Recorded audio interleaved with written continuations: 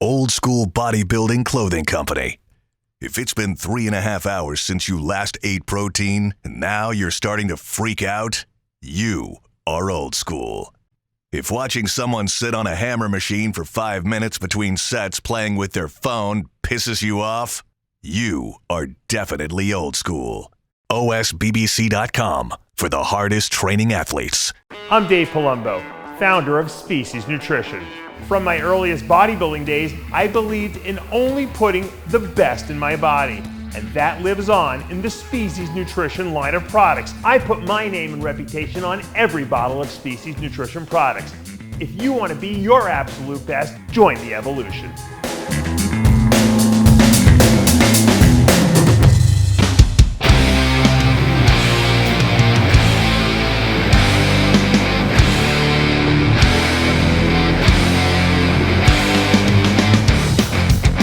Welcome back to Live With, brought to you by Species Nutrition. I'm Dave Palumbo, and today's guest is a legend from the 80s and 90s. He's 69 years young today, and you know what? He still looks amazing, and I've been trying to get him and interview him for quite a while because this guy had the potential to be Mr. Olympia. The man I'm talking about, Ron Love. Welcome. You're in Highland Park, the first original powerhouse gym, still hardcore at 69. Yes. How you doing? How you doing, Dave? How's it going, man? You know what? When I was coming up in the late 80s, early 90s, man, I used to see your physique in the magazines, and I would be like, wow, if I had that muscle mass and that structure, man, I would be a happy man. I mean, you had a really gifted physique back in those days. I appreciate that. Thank you very much. A lot of people thought you had the tool set to go all the way and be Mr. Olympia. Yeah, it was one of my dreams. You know, but you know, the sport was kind of crazy, and there was a lot of things going on as far as favoritism, as I saw and as I dealt with. Yeah. I just tried to come in and do the best I could, my brother. That's what I tried to do. Have fun with it. And you always had a full-time job too. You were a police officer, correct? That's right. Yep. You weren't one of these guys living in California, you know, hanging out on the beach all day and in the gym all day. You actually had to go to work like Ronnie Coleman did. Every day, I was still teaching at the police academy, still making sure these police officers get out there and do what they're supposed to do the right way. And people don't know, Detroit is no joke when it comes to, like, you know, when you're a police officer in Detroit, you got a lot of work to do there. Let me tell you. That's one of the #1 crime cities, right? It is. And we got a great department. How long were you on the job over there? From 72 to 93. Oh wow! So you did your 20 years and retired, huh? Yeah, I surely did. That's cool. Now, did you find it hard to train and eat and do all that stuff, or did you kind of have a good schedule, you know, worked out for yourself? I had a good schedule, you know, because I was always a ball player, as far as in high school and a little bit of college, so I had already developed that. You know, the consistency type of thing. And what was your sport of choice when you were in high school? Well, I played baseball, I played football, I played basketball, I ran track. I did it all. Oh, you did it all? But I did it all. What did you do in track? Were you a sprinter? Well, I did the long jump. What was your best long jump? 21. Wow. 21 feet. That's impressive. I was a pretty good athlete. That's really. What did you weigh in high school, just for argument's sake? Well, I never weighed over 220. I never weighed over 220, and actually, when I got on the job as a police officer, I was still 220. What? And how tall were you? I'm right under 6 feet. That's pretty impressive as a high school kid to be 220 pounds. There's not many 220-pound high school athletes out there that are. I'm sure you were lean too at 220. Oh yeah. But I think a lot of it came from my dad. My dad had such great genetics, man. Yeah. Was he an athlete too? No. Oh, he didn't do anything. Hey, he took care of me. That's all that mattered, right? He made everything. So how did you go from football, basketball, baseball, track, and then get into bodybuilding? Was it just because you were training to be stronger in those sports? Trained. What happened was that when I was growing up in school, they didn't allow you to lift weights. There was no such thing. Right. They thought you'd be muscle bound, right? That's what my father told me. Exactly. They thought that would hamper the game that you played. But I also played baseball. I got drafted. I was a left-handed pitcher. I didn't know that. Wow. Yeah. What kind of fastball speed did you have? Oh, I did about a 90. Wow. Oh, so you're just a genetic freak athlete. You could do it all. I had a curveball that fell off the table. Really? I would have loved. Do you have any video of that anywhere? I'd love to see you pitching, man. That would be great. Man, that stuff's so long ago. What was it? 70s, 60s, even? What was it? You talking about the 60s and the 70s? Wow, that's crazy. Yeah, I remember. I'm gonna be 70 years old. I know. You know what the funny thing is? I'm old. I'm 53. But when I think back, you're talking about the years I was born. And you were pitching baseball. Then. Yes, that was my favorite game. I was a left-handed pitcher. So what happened? Yes. How come you didn't go all the way with baseball? Well, I went down to Lakeland, Florida for a few years, and things were a little bit different down there. You experienced a lot. Was there a lot of racism down there? Yeah. Really? Yeah, that's what I heard. I went down for 3 years. In a 3-year period, I only pitched in 10 games. That's crazy. Yeah. So they weren't using you, in other words. No, it was a great experience. You experience things, you learn things from it, and then you move on. You know what's weird? There was a lot of black athletes in baseball back then, but there wasn't a lot of black pitchers back then. No, but we had some pretty good ones. No, I know that there was, but was there discrimination? Is that what you think was going on at that level? A little bit, but not that much. Not that much. In Detroit, we had the leagues. We had all the baseball leagues there. Right. And tell me, I love the game of baseball. I think it's the number one game. So you just quit? You quit and stopped? Well, what happened was that, let me tell you the story. The last day I played ball was the day before I got shot. That's how I got started in the bodybuilding. I got shot on the job as a police officer. What? Can you tell us that story, how that happened? You want to hear the real story? Of course I want to hear the real story. Where's the truth here? Well, I was working narcotics, and I had a 4-man crew, a sergeant, me, and 2 other police officers. We had just pulled a raid that night, so we had to go meet an informant at this location.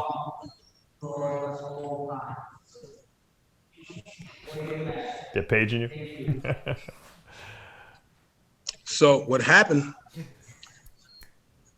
I had this sergeant who liked that Jack Daniels, So we shut the place down tonight. The place we went is a place called Michael G's Lounge. Right. And it was a white establishment, but it was a titty bar. So we hung out, closed the place down, and we're leaving the place. We're walking across the street to our vehicle, which was an unmarked vehicle. Mm-hmm. Nobody knew we was the police. Right. We get to the vehicle. We open the doors. And soon I opened the back door, I heard somebody say, "Hey, man," with this southern drawl. Yeah. So I turned around and I said, "Yeah, what's up?" And the guy says, "We don't lock niggers in the neighborhood." Oh, my God. Holy mackerel. So I turned around and I looked at the guy and I said, this is exactly what I said. Yeah. I said, I don't like niggas in the neighborhood either. Just like that. And my whole crew was black. It was 4 of us. And they didn't know any idea that you guys were cops, obviously. So yes, we're all police officers. Yeah. And one of the guys, he was Italian. His name was Perry Hendricks. Mm-hmm. He's the only white guy in our crew, but at nighttime, he looked like he was like us. You know what I'm saying? I'm Italian. We get dark. Yeah. So as soon as I said what I said, they were on 10-speed bicycles. Oh my and as God. soon as I said what I said, they pulled out guns and just started shooting at us. Bam, bam. Wow. Bam, bam. Holy I froze. I could not believe it. I started yelling, "Shots fired, shots fired, shots fired." Right. And everybody ducking and dodging this and that. I'm pulling my gun, diving in the car. Right. Trying to get me a clear shot. Right. And I get to the other way, and I pull my head out and shoot one of the guys. I look for my other partner, didn't see him. And I shot the one guy, and after I shot him, he falls off the bike. I jump out the car, didn't realize I was hit. Oh, shit. Where'd you get hit? And I shot him. I hit him.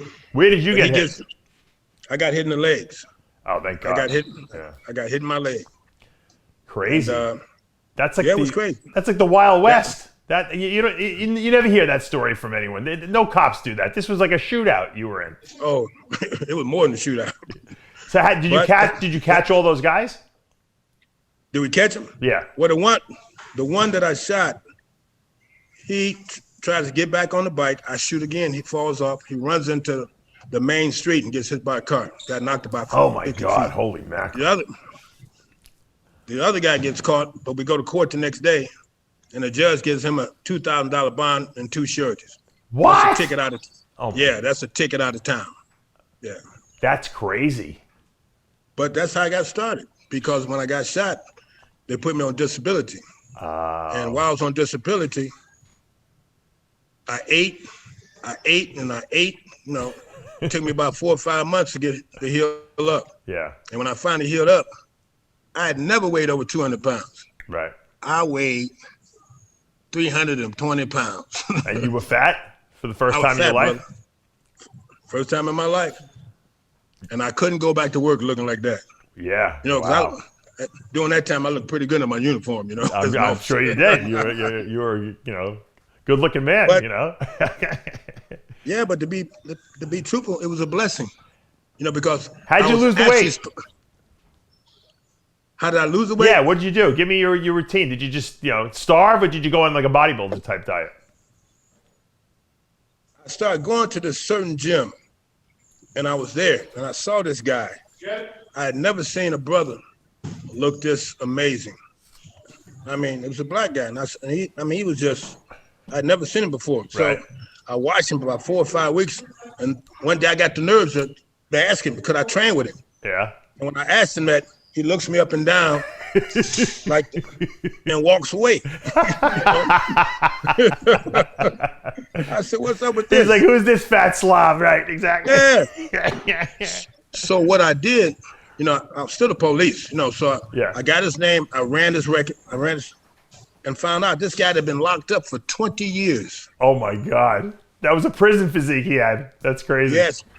But Dave, he looked amazing. I mean, there's a lot of these guys that look amazing in prison. It's unbelievable. Yes, I was just in awe. Yeah. And so I'm in the gym training, and one day he comes over while I'm benching, because I was pretty strong. Yeah. And he leans over at me and say, yeah. I'm saying, yeah. Then I thought that's what I asked him about 6 weeks ago. Could I train with him? He finally gave me an answer. And I hooked up with him, and the rest is history, brother. Really? What was his name? I can't even think of his name right now. How long did you train with him? I trained with him about maybe 3 years. And did he teach you how to eat and stuff like that, and do all the bodybuilding stuff? Yeah, he taught me the proper way of eating. I mean, he taught me everything. I mean, he put me on the program. I mean, right. The thing he told me, he said, in order for you to get there, you got to do what I did. You got to act like you locked up. Which is interesting, because here you are as a police officer, and you have to change your mentality almost, Yeah. See, but what he was saying, that he was locked up for all those years. Yeah. But he was consistent with his program. Of course. And that's what he told me. He said, you got to act like you locked up and be consistent. Yep. And say, you'll take your physique someplace you've never been before. So when did people start saying, wait a minute, this guy has got something special? Did anyone specifically come up to you remember and tell you, hey, you got the ability to go far in bodybuilding? Remember I told you I played baseball? Yeah. I was pitching in a certain league, and one of the coaches told me one day after I pitched, he said, man, you got a physique like a bodybuilder. I heard it and never thought anything about it. Wow. And now it comes back to haunt me. Yeah, exactly. He would have made a lot more money as a baseball player, but hey, your calling was bodybuilding. So what was the first show that you did? When did you first compete? Do you remember that first one? Yeah, I did the Michigan Bodybuilding Championships. Right. The state show. Yeah. And I went in because somebody dared me. That's the way it always works, right? Yeah. And I'm telling this guy, because I told him, I'm not going on no stage with these panties on and all this kind of crazy stuff. And so what happened was that I went in the show, and in my class, it was, because that's when they had the AAU. Right. Right. It wasn't no NPC at that time. Sure. And I did a show, and I took ninth out of 50 guys. Wow. And I thought that wasn't bad. Yeah. So I decided to go back to next year. How old were you when you did that? You remember? I was 26. Okay, so you got a little bit of a late start in bodybuilding. Yeah. Yeah, had a late start. That's why you look so good now. You're not injured. Of course, not injured any kind of way, except that injury I had. But you got bit by the bug after that show, I'm assuming, and did you probably were doing everything wrong, that you could possibly do wrong. That's what I found. Whenever people do their first show, they make a million mistakes, right? Well, all I did was follow the instructions of the guy who was training me, right? Who I was training with. Did you get shredded, or how'd you look for the show? I looked okay. I wasn't shredded. No. That didn't come until a little bit later. Who took you to the next level? Yeah, who helped you get to that next level? Actually, that's when I started going to the powerhouse. Okay. Things started to change. Will and Norm's place? Yeah. Because, Samir Bannout was here. That's right. He was living there. And we were training together. We started training together. Oh, I didn't know. You guys trained. You were training partners. Interesting. What year was that? That was, what was that, 70? What was that, 76, 77? Oh, wow. Oh, that's even way before he became Mr. Olympia. Yeah, that's a long time ago. Oh, yeah, because Samir Bannout, he also competed for the Mr. Michigan and won the show. I didn't even know that. You know what the funny thing is? A lot of people don't realize, a lot of people who come from the Middle East go to Michigan, right? There's a very big population of Middle Eastern people there. Yes. But he won the Michigan here, and then he left here. And next thing you know, he became Mr. He became Mr. Olympia, is what happened. Then he became Mr. Olympia. You should have gone to California with him, but you had a real job. That was the problem, Yeah, I had thought about that, but I did move down there for a minute, and I stayed about a couple of years or so. Oh, you did? What year was that? What year were you in Cali? After I did my first Olympia, which was in Columbus, Ohio. That was the last time Olympia was in Columbus, Ohio, and I think that was 86. Yeah, I think that was 86. You were 8th that year, I remember, right? Yeah. And wow. I went there and hung out and just tried to see how that area was. Did you take a break? Did you take a break from the police department? How'd you do that? How'd you pull that off?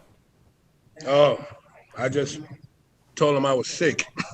Oh, really? You just laughed. You just said, "Hey, by the way, guys, I might not be back for a few years. I don't feel so good." You're lucky they took you back. I know. I did some crazy stuff. But what was happening was that I was pretty good poser, so I was getting a lot of posing exhibitions. Oh, and that's actually how I was making my money. You were doing like guest posing jobs at the shows. Guest posing. Yeah. Now, because I love to pose. Yeah. Now, what kind of music did you pose to? Can you do it all, or did you like slow music? Did you like fast music, dance type stuff? I did it all because I like to have the crowd rocking. Right. Who showed you how to pose? Who was your posing mentor? You gotta realize I'm from the street, dude. From the hood. See, we grow up that, and actually, see, my dad's best friend was Barry Gordy. Oh, really? That's interesting. Yes. Wow, that's a good connection. So we were dancing all the time in the hood, Yeah. I just connected it with the bodybuilding once I learned to put the two together. Yeah. Detroit that's rock and roll, right? That's where rock and roll was invented. So that's crazy. So what when you finally kind of put it all together and figured it out, okay? I think it was 1985, right? You won the Junior USA and then you won your class at Nationals. Yes. What changed? How did your life change at that point? Because you really made a big impact on the bodybuilding world at that point, and you let everyone know, hey, Ron Love is here, and I'm the real deal, and I'm going to be a big deal in the IFBB Pro League. Well, what happened when I won the Nationals, and that was in first time they had it in Miami, that year, and. Who was that? Phil Williams? I'm trying to think the guy who won. Yeah, Phil Williams. Phil Williams, yeah. And Lee Labrada. Yep. He was there. We went to the Universe. And we did such a great job for us as a team, because we won the team championship. Oh, I didn't know that. You guys did win that's interesting. And people don't realize they drug tested back then. You had to pass a drug test. That's why a lot of guys didn't go to the universe, right? Exactly. Yeah. Plus, I had never taken any drugs. You know. Isn't that crazy? I bet Labrada probably didn't either at that point. You know. Yeah. He was a middleweight, right? Yeah. Who was that? I think Labrada was a middleweight back then, right? Yeah, he was a middleweight. Yep. And actually, at that show, I thought I should have won the heavyweight. Because Chris Dickerson was one of the commentators, and he said that he says, I can't believe this. Ron Love should have won the heavyweight easy. But that's when I found out what the politics, because they let this German guy, what was his name? They put this German guy in front of me and this other guy in front of me from that country, because it was in Gothenburg, Sweden, what we did it. European politics, people don't realize, at the World Championships back in the day, actually up until recently, it was very hard for Americans to win. You had to be so much better than everyone else, or they would pick a European person or a Middle Eastern person, you know, and that was that's the case, you know, up until recent, you know, years. Probably still that way. That's how it was. Probably still that way. Yeah. Now you lost. I think you were third. I'm looking at the results here of the World Amateur Championships. Peter Hensel won. Yeah, Peter Hensel. Peter Hensel won the heavyweight. Ulf Larsen was second. You were third. I see Ralph Muller was fifth from Germany. Peter Hensel. I know we did. Oh, okay. Lee Labrada won the middleweights, though. I see. Yeah, he was the only one from the States that won his class. Now, did they? Yeah. I thought back in the day you had to win both the amateur, the nationals, and the world championships to get your pro card. Did they give you a pro card anyway? No, all you had to do was win the nationals. Oh, okay. To get your pro card at that time. Okay. Yeah.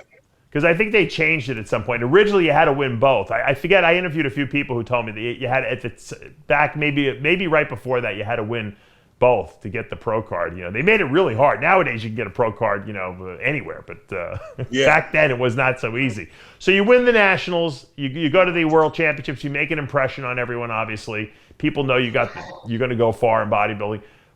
How do you plan the next step? You know, going into the pro ranks after that. Well, the next step was deciding what I was going to do as far as how I prepped myself for my first pro show, which was the Night of Champions in New York. Which you placed second.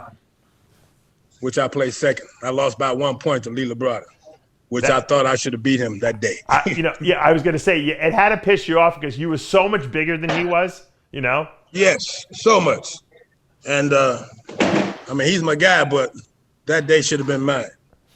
Do you think that Lee was like, because they were using him for marketing and stuff like that, and he was, you know, and Weider was, you think that I have to believe that definitely played to his advantage, you know? That had a lot to do with it at that time. Were you, let me ask you a question, be honest. Did stuff like that annoy you and make you bitter toward the sport because you saw that there was favoritism and you saw there was politics involved and it wasn't always who had the best physique?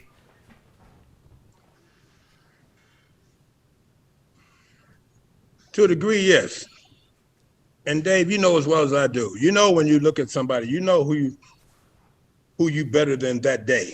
Right. Now I give everybody else their props, but at certain times I knew I should have placed higher, especially in Olympia. I'll never forget in '91 when I did Olympia, and and I went on the European tour and I placed second, third, fourth, second. I was going to ask you that. I saw those results and I was looking. I'm like, you know, he was 11th, and I was going to say, I wanted to ask you what the heck happened after that. Did you change or did you mess up for the Olympia because you were killing it in that European tour after? I was on point at the Olympia. Really? I was on point that day. That day, I thought I should have been in the top 6 or the top 3. What do you think went wrong? Rich Kasperi beats me. He takes 10th place. And I was so upset because he didn't beat me for his conditioning. He beat me for his symmetry. There's no comparison with our symmetry. Oh, no. You had some of the best symmetry out there. Yeah. So I said, I was really devastated with that. But that's another time that lets you know where politics play. Yeah, yeah. I have not. I mean, you're sparing my boy, but that day he shouldn't have beat me. Right. Now, when you see that was the last year Lee Haney won, obviously, beat Dorian Yates. Yeah. And I'm sure you would have loved to have been in that call out, just to see how you stacked up against those guys. I mean, as bodybuilders, we always want to see ourselves against the best, right? To see how we stack up. Well, the show I did, what Olympia was that? That was 90. That was 91 we were just talking about, yeah. Yeah, that was 91, but it was another Olympia I did, and I did this kind of real crazy routine. And Lee Haney and his wife, they said, Ron, and that day, Lee Haney and his wife came to me and said, Ron, today, you're going to be second or third. Really? Wow. And that just gratified me so much because I got this from Lee Haney, Yeah. And why would he lie? Why would his wife lie? Sure. What was your stage weight? What was your best stage weight on stage? When you were in your best condition?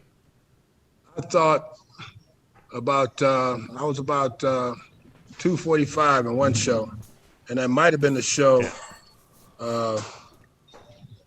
when I won the Pro World in Essen, Germany. Yeah. Now, what people don't understand is there were no guys bigger than that back then.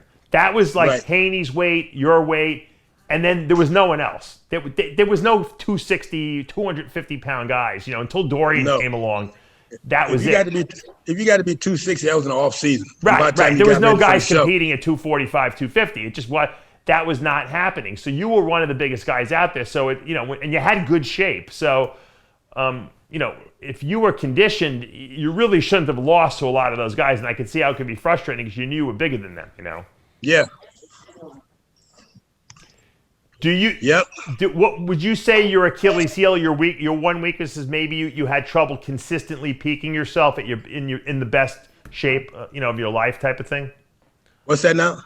Would you say the one weakness maybe you had to your physique was that you had trouble consistently peaking yourself to your best? In other words, Gaspari brought in the striated glute era, and then it was hard to kind of duplicate that, but you would hit it on a few shows. And then I just from looking at pictures, I felt like you didn't consistently hit your best conditioning at some of these shows. Yes, probably around my hamstrings, around my glutes a little bit. But other than that, I always come in condition. Right. But I think what happened was there was I think when Richie came on the scene, what was that, around 86 or so? Before that, you didn't even have to have glutes. They didn't care. As long as you look good from the front side and the back double bicep. When Richie brought those striated glutes to the stage, all of a sudden it kind of changed how the judges started evaluating people, and it seemed like having striated glutes was almost more important than having a good structure and muscles and roundness and fullness to your body. True, and you're right. You're and it bothered a lot of guys because of that, because they felt like it was a glute contest and it no longer was a bodybuilding contest. Yeah, because I have nothing against Richie, but he had no symmetry, none whatsoever. Yeah. It was all about conditioning, and I don't care what nobody say. This is bodybuilding. Yeah. You're supposed to have a complete physique, as complete as you possibly can. Right. And how is somebody going to win and do well when all you got is striated glutes? Right. But it changed the way the judges started evaluating the competitors. And then, of course, Dorian came onto the scene, and then, he was crazy conditioned, and he had size, on top of that. And so it became the era of the mass monster. Is that kind of when you said, hey, you know what, I better get out of this game right now because it's getting a little too carried away? No, I still wanted to be there because I still thought the sport of bodybuilding is about how aesthetic our physiques are. Yeah. Because in the 80s, it was an aesthetic era. Era. The majority of guys you didn't have no mass monsters. Right. And now what you see is them entering these other entities within the game of bodybuilding, right, but still keeping the mass monsters. Yeah. You understand? The fans like that. They want to see the big guys. That's what it amounts to. That's true. They want to. That's where the money is. They want to see the mass. I have no problem with that. Yeah. But still treat the sport the way it's supposed to be treated.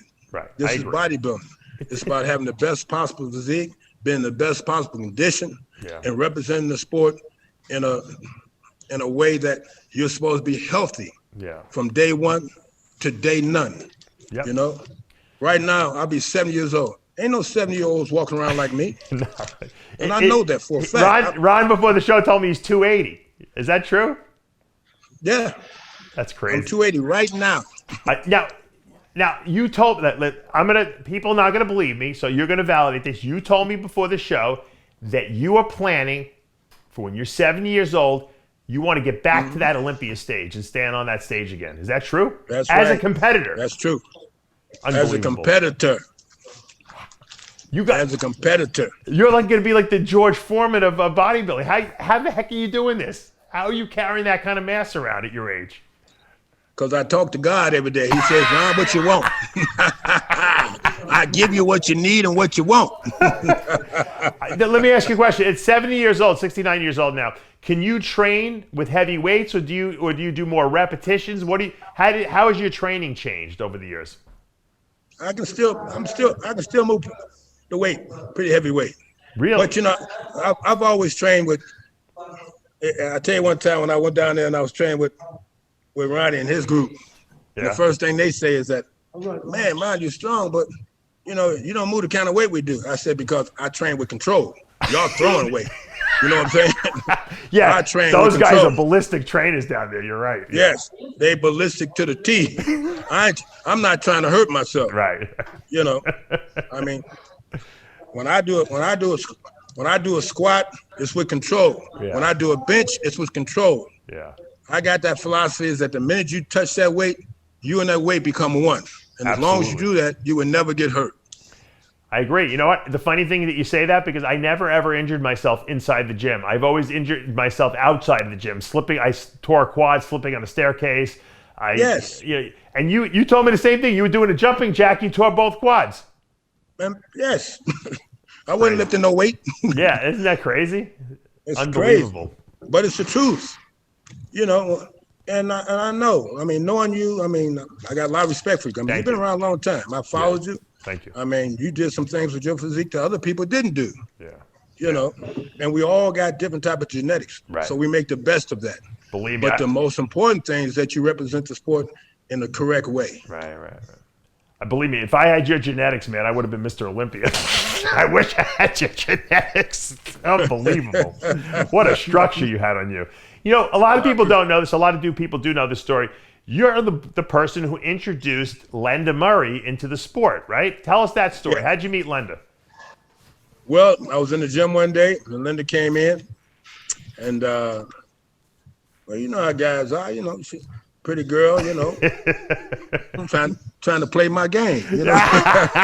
What was your game? Did you play the police officer angle, or how'd you do it? No, at that time I tried to play like the guy with the body. Oh, I got you. Okay. But Lenda, she was a sweet young lady. We talked. She wanted to work out, so I started training. Yeah. And at that time, that's when we at Powerhouse started first allowing women to come here and train, because we weren't allowing women to come and train for a while. Oh, really? What year was that? I didn't even know that. That's around in the early 70s. Wow. Actually, we started letting women come in about maybe 1980. Wow. Who knew that? Yeah. That's interesting. Yes. Huh. That's right. And I hooked up with Lenda and started training her, and we started, hanging out. And then she wanted to be a cheerleader for the Dallas Cowboys. That was her goal? That was her goal. So I said, okay, I'll train you a little bit, then we'll send you down. She went down and tried out. And when she came back, they said that she was too big, too much muscle. Right. So I told her, I said, look, since you didn't came back, I'm gonna make you Miss Olympia. You really said that there? You knew? Ask her. Wow. She'll tell you. That's what I told her. I'm saying, I'm gonna make you Miss, because I saw it in her. Yeah. I mean, she was just amazing. She had that structure. Yeah. And I thought the worst thing I ever saw when they let Iris Kyle beat Lenda Murray. That should have never happened. That was a tough one. That was a tough loss. And Lenda was 40 years old then too, and she still was really good. Yeah, and she was still phenomenal. Yeah, she's the age. She's like you. She's got the age, the genetics for. She never ages.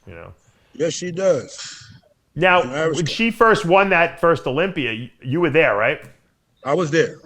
And what was the sentiment there? Because that was a very controversial show. Oh, she turned it out. I mean, she was in phenomenal condition. Yeah. I know, because she was training with me every day. Right. And then when she did this routine, it rocked the house. Right.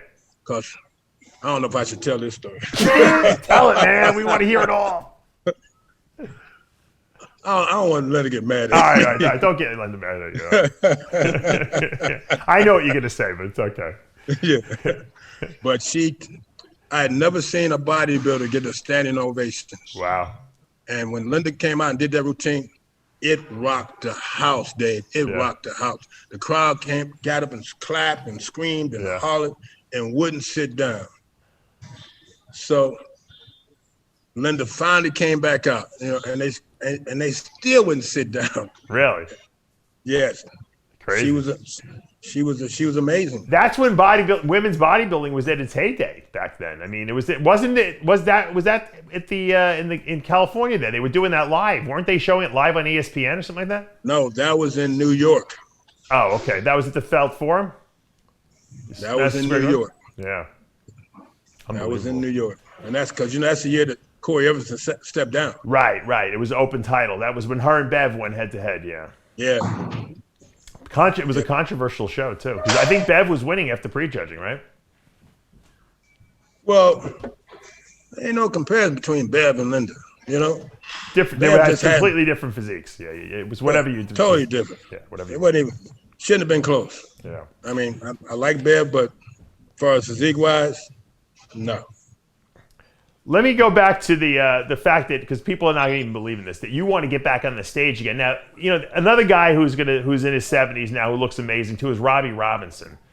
I would love to see you guys battle it out.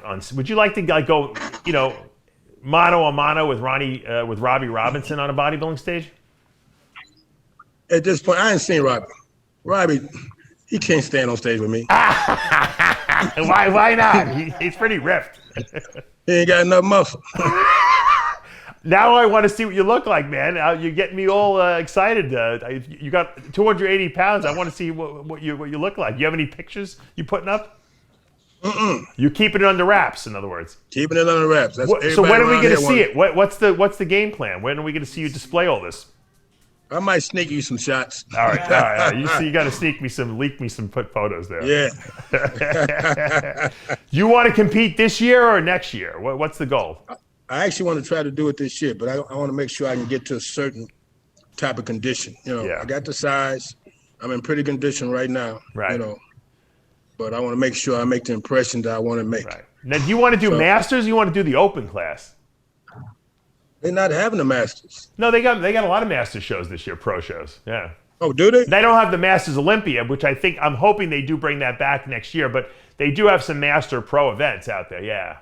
Oh, I didn't know that. Yeah. I'll send you the schedule. They got it up on the Yeah, website. Please do. So I can go whoop some tail. Yeah. If you had to give advice to young guys coming up now in the bodybuilding world, I mean, you lived a lot of life, you made a lot of mistakes, you did a lot of great things, but what would you say your the greatest words of wisdom you can give to someone nowadays? Well, I think you know as well as I do. You got to take this game seriously. You got to live it. Yeah. To this day, I live it now every day. The way I started is the way I continue to live my life. I take it one day at a time. I don't miss workouts.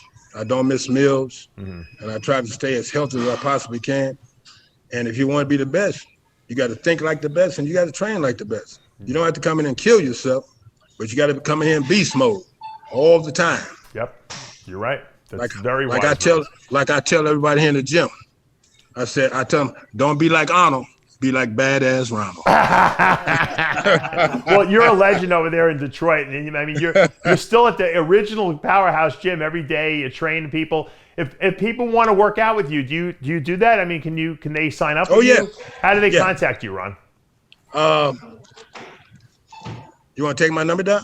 Well, I don't know. Do you have like a Facebook, Instagram, or do you have people just call you directly? How do people get in touch with you? Tell us. They call me directly. All right, give us your phone number, man. Put it out there. We'll put it up. It's 313-918-4087. All right.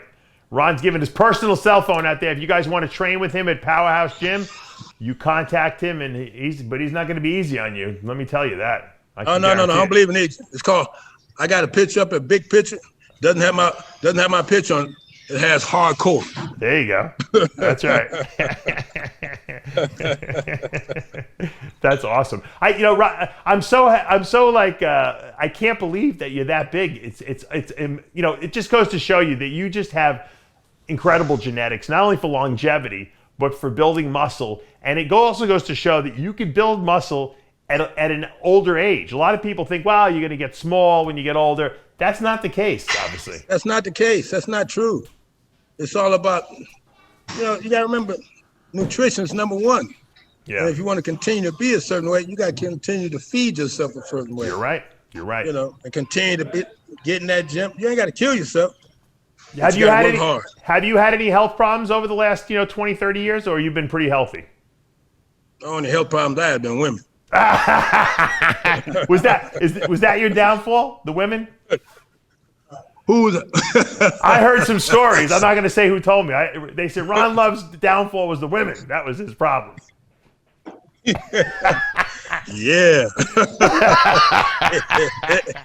It was sort of that way. Because you know what? I'm not sure if you was at that Olympia when we was at the party after the show. And I was getting dogged out like I don't know what. Uh-oh. Because my girlfriend was with me. And there was 3 other women claiming they had been with me. Uh-oh.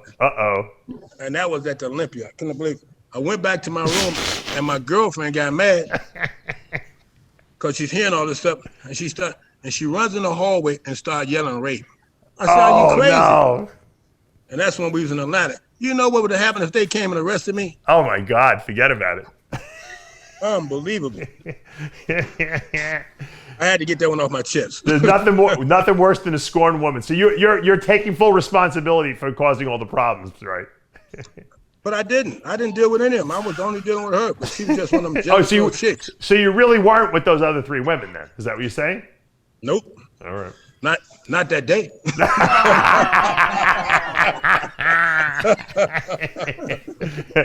They're right, Ron. That's why you're so big now. Maybe you got rid of all the women from your life, Oh, definitely, without a doubt. Women, you know what Mickey said to Rocky in the Rocky movies, women weaken legs, True. But sometimes you gotta be weak for the right reasons. Ron, I thoroughly enjoyed this interview. Thank you so much. And when you gotta start leaking us some pictures as you start getting closer to getting into contest shape, because I want updates from you, man. Okay, for sure. Thank you so much for joining us today, telling us those stories and being super honest with us. And I had a really good time. Thank you so much. And if you want to contact Ron for training, 313-918-4087 is his number. Contact him, tell him you heard him here first. And hopefully, Ron, you stay busy and stay out of trouble. Thanks, Dave. All right, Thanks so much. And that's going to take us, guys, to another end of another episode of Live With, brought to you by Species Nutrition. I'm Dave Palumbo. We'll see you next time.